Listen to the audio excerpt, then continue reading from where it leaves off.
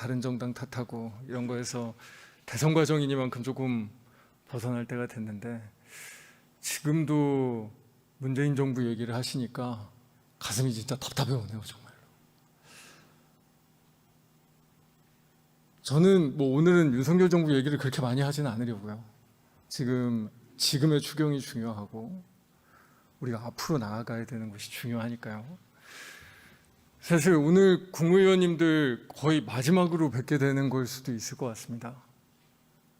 이제 며칠 남지 않았지만 정말로 국가를 위해서 마지막까지 최선 다해 주셨으면 좋겠다라는 부탁 말씀 드리겠습니다.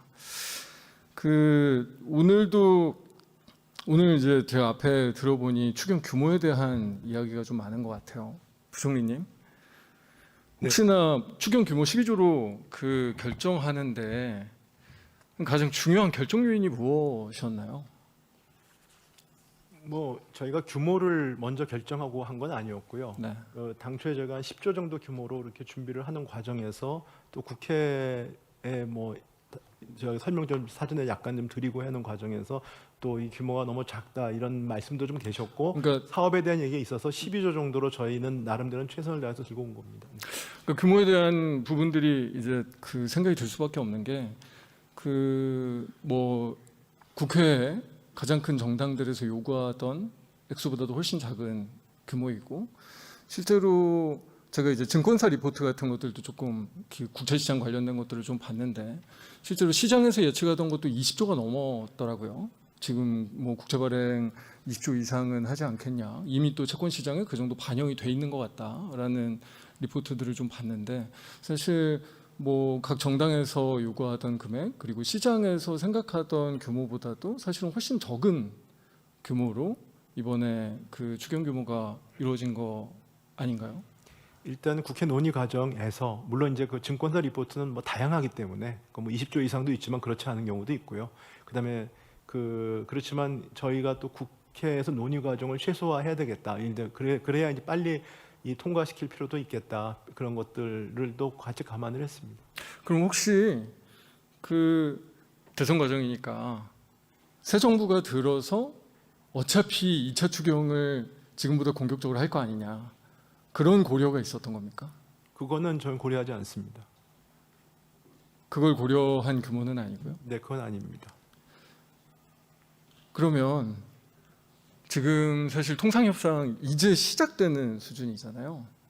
그러니까 이번에 저희가 뭐 지금 추경 안에도 통상 뭐 관세 문제에 대한 대응에 대한 예산들도 일부 있는데, 실제로 미국과의 협상이 무르익고 우리 경제에 미치는 효과 같은 것들이 조금 더 명확해져서 우리의 뭐 산업계 전체, 뭐 중소기업, 수출 중소기업이 됐든 대기업이 됐든 어떤 지역이 됐든 구체적인 필요성이 생길 여지가 굉장히 많지 않습니까? 그럼 2차 추경 또 할 수도 있는 거 아니에요? 뭐 그거는 이제 또 상황의 변화에 따라 달라지는 것이지만 결국은 통상 관련된 건 두 가지 아니겠습니까? 결국 피해를 지원하거나 준비를 지원하는 겁니다. 그래서 그런 부분들은 이 어떤 그 미국과의 어떤 여러 통상 관련 협의 과정에 따라서 불명확성이 줄기 때문에 그런 부분들에 대한 판단은 그때 가서 하면 될 것 같고요. 지금 상황에서 지금 상황에 가진 저희의 정보나 저희의 상황을 갖고 준비를 한 것입니다. 그러니까 약간 그런 의심이 드는 거죠. 그러니까 이번 추경이 그러니까 명확하게 경기부양용 추경도 아니고, 그렇다고 지난해 계엄 이후에 엄청난 자영업자의 피해나 국민 경제에 있어서의 피해를 복구하고자 하는 종류의 컨셉도 아니고, 통상 문제는 사실 이제 시작이라 앞으로 훨씬 더 다른 종류의 산업계 피해는 그 이후에 이루어질 일이고, 그냥 일단은 그냥 할 수 있을 만큼만 하고 이후에 더 하자라는 취지의 추경이 아닌가라는 판단이 저는 들고, 실제로 저는 그 정도의 추경이라고 해도 분명히 의미가 있다고 생각하고요. 새 정부가 들어서 훨씬 더 적극적인 지원 대책을 그 자영업자에 대한 대책이 됐든 수출 부분이 됐든 마련을 해야 된다고 생각을 하거든요. 그래서 기재부도 저는 사실 오히려 제가 생각하는 거랑 조금 비슷한 컨셉을 가지고 이 부분에 대한 추경을 준비하는 게 아닌가라고 생각을 했는데 아닌가 보네요. 지금 예결위에서 뭐 다음번 추경에 대해서 우리가 논의하는 거는 제가 뭐 이 논의에 도움이 된지 안다고 생각하고 있습니다. 네, 일단 알겠습니다. 저희가 제가 몇 가지 이제 구체적인 부분도 조금 여쭤보고 싶은데 저희가 다른 뭐 산불 대책 관련된 부분들, 통상 문제 관련된 부분들 다 어떻게 보면 조금 시급성에 대한 이해가 다 되던데 반도체 부분에 대한 시급성 부분은 사실 약간 이해가 잘 되지는 않더라고요. 그리고 일반적으로 기재부가 예산을 편성하고 저희가 국회에서 논의를 할 때 구체적인 입법들을 마련을 하든지 아니면 구체적인 기준을 설정하든지 아니면 뭐 예전에 하던 룰들이 있던지 뭐 그런 어떤 절차들이 유지되면서 예산들이 편성되는 게 일반적이라고 생각을 했었었는데 이번 추경안에 들어가 있는 특히나 지중화 전선 지중화 관련된 사업 같은 경우에 이게 왜 추경에 들어오지? 라는 의심이 굉장히 의구심이 들었거든요. 왜냐하면 일종의 분담 비율 문제 70%까지 하기로 했던 문제 있잖아요. 부총리님 정확히 아시는 내용이죠. 저희가 정확하게 기준을 설정한 것도 아니고 그리고 그 전에 저희가 반도체 특별법 이야기만 많았지 사실은 반도체 특별법도 아직 법안도 가지 못했고 그런데 어떤 의미에서는 되게 갑작스럽게 이 지중화 관련된 예산이 어떻게 보면 기업들한테 지금 돈 바로 주는 방식이나 다름이 없는데 이거는 도대체 왜 이번 추경에 편성이 된 거죠? 글쎄 시급하지 않다는 의원님 말씀에 제가 약간 좀 저도 놀랐는데요. 왜 시급하지 않다고 생각하시는지에 대해서. 왜냐하면 미국이 반도체에 대한 지금 관세도 예고가 되어 있고요. 그 다음에 저희가 이번에 중요한 거는 통상 문제지만 기업들이 걱정하는 것은 통상의 피해도 걱정이지만 우리의 주력 업종들의 경쟁력이 이미 떨어지고 있는 철강이나 뭐 이런 부분들에 대한 거에다가 현재 지금 경쟁력은 있지만 이런 것 때문에 앞으로 경쟁력이 더 떨어질 거니까 우리가 이 부분은 경쟁력 강화를 위해서 노력을 해야 된다는 것들이 이제 자동차, 반도체 이런 부분들입니다.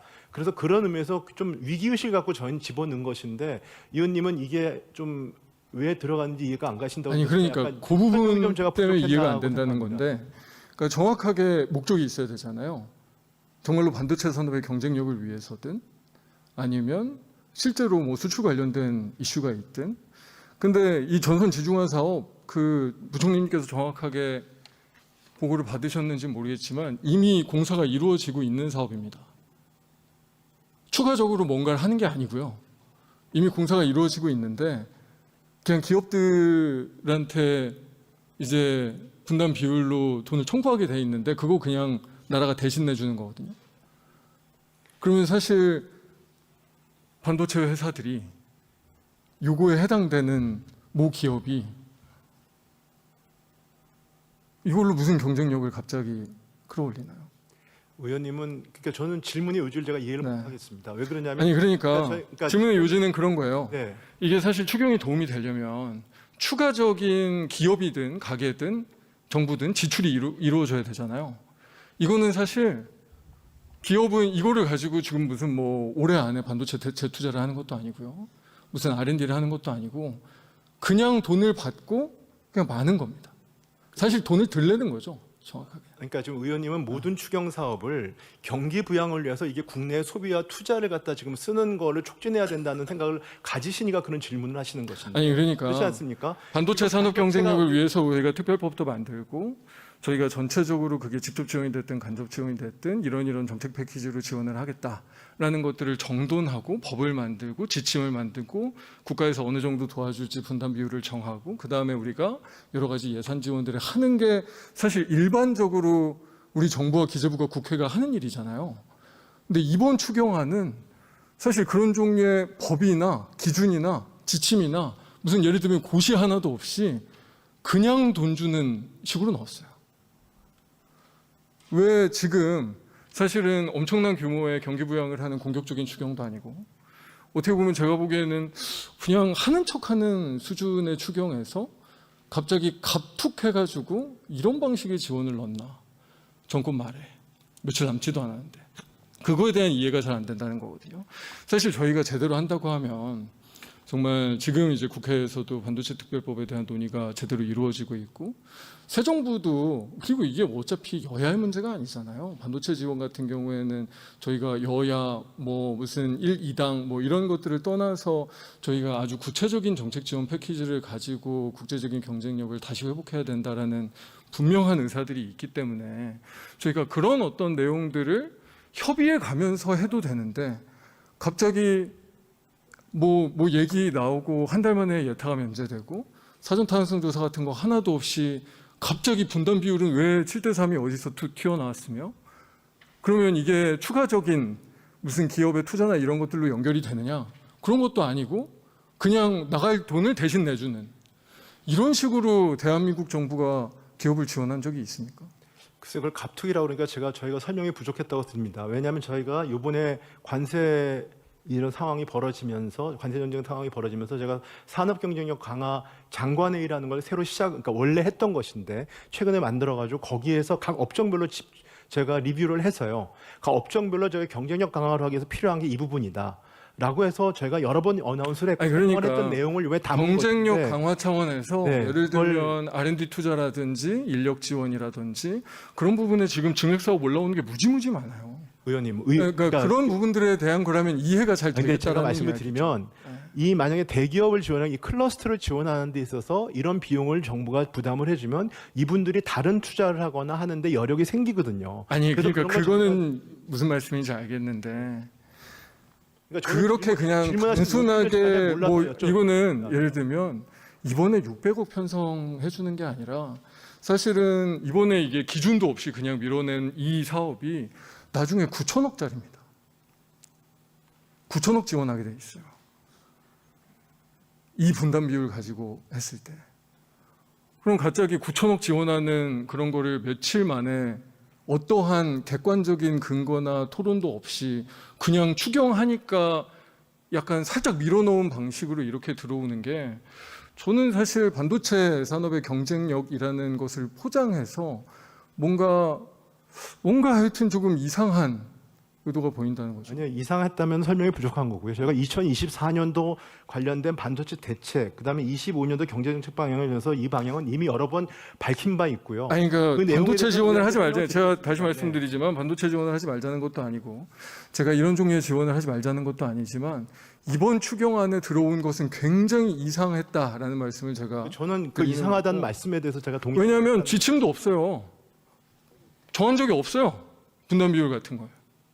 그냥 하셨어요. 그냥 임의로 이렇게 9천억짜리를 자의적으로 하신 적이 단 한 번도 없거든요. 대한민국 정부가 최근에 지금은 600억이지만 나중에는 9천억이 들어갈 사업을 고시 개정 하나도 없이 그냥 임의로 추경해서 시작해가지고 고리 걸어가지고 간다. 저는 사실 이 부분에 대해서는 뭐 소위 때 계속 이야기를 하겠지만 정말 제가 설명을 잘 못 드린 거라면 구체적인 설명을 좀 이후에라도 네, 좀 해주시길 설명을 부탁드리고요. 제가 오늘 시간이 별로 없으니까 페이백 관련돼서 그 오늘 상품권으로 지금 이제 해주는 식으로 결정이 돼 있잖아요. 이거 조금 넓힐 수 없나요? 뭐 지역화폐가 됐든 뭐가 됐든 사실 국민들이 조금이라도 빨리 조금은 더 지출을 그래도 그간 뭐 수개월간 경기가 너무 위축되어 있었으니까 그래도 소비 진작도 하고 그래도 국민들께서 조금 더 지출을 하시려면 오늘 상품권 말고 지역화폐든 예전에는 보통 카드 포인트로 했었잖아요. 조금 넓혀도 상관없는 거 아닙니까? 왜 이거 고집하시는 건가요? 정부 입장에선 오늘 상품권으로? 아니 일단 기본적으로 저희의 아이디어는 이제 오늘의 상품권이 좀 약간 전통 시장이나 이런 쪽으로 사용이 되니까 여러 가지 효과를 동시에 보자 이런 취지였습니다. 그러니까 그렇기는 한데 이해는 돼요. 네, 근데 당장 예를 들면 저 여의도 직장인들 네. 쓸 수 있는 데가 아예 없어요. 그래서 지금 저희가 알아보니까 아까 그 네. 허 의원님도 아마 자료를 요청하신 것 같은데 허성무 의원님도 그 지역 화폐를 하려다 보니까 이 시스템을 하는 데 있어서 지금 올해 한 해 하기가 어려울 정도로 아니 그러니까 뭐 이런 그러니까 지금 고집하시는 게 아니라면 네네. 그러니까 이게 꼭 오늘 상품권으로 해야 된다라는 것이 아니라면 오늘 오히려 효과가 있다고 생각해서 한 건데요. 그러니까 선택적으로 하는 것도 충분히 가능하다는 말씀인 거죠, 부총리님도. 그 부분은 이제 지금 기술적으로 현재 여기 빠른 시일에 그러니까 보겠습니다. 아니 고집이 아니고요, 의원님. 일단 기술적으로 가능한지 아닌지를 보고 그 다음에 대안에 대해서 우리가 정책 효과를 논하는 거 아니겠습니까? 기술적으로 안 되면 아예 효과 자체를 논할 필요가 없는 것이고 기술적으로 가능한지를 보고 효과를 비교를 해봐야 된다는 거죠. 저도 그런 말씀이에요. 제가 뭐 고집을 피고 있다는 거 말씀드리는 건 아니에요. 네. 네, 알고 있습니다. 네, 알고 있습니다. 근데 그건 정책의 목적이 뭐냐에 따라 달라지는 것인데 이번에 저희가 디자인한 여기 설계한 정책의 목적은 좀 그 전통시장 이쪽에서 지원하는 것도 같이 동시에 해보자라는 것입니다. 근데 논의를 통해서 야 그거 말고 그냥 캐시백이라든지 그걸 보편적으로 하는 게 낫지 않냐라는 건 그건 논의할 수가 있는 내용이죠. 네, 논의할 수 있는 내용인데 근데 그 기술적으로 그게 시행이 곧바로 안 된다 그러면은 또 논의할 필요조차도 없는 거 아니겠습니까? 그건 좀 다시 따져 보겠습니다. 네.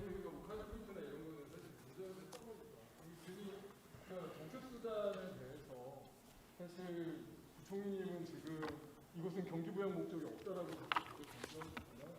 지금처럼 경기가 안 좋은 시절에 경기 부양 목적이 없는 시기라는 게 없을 수가 있습니다.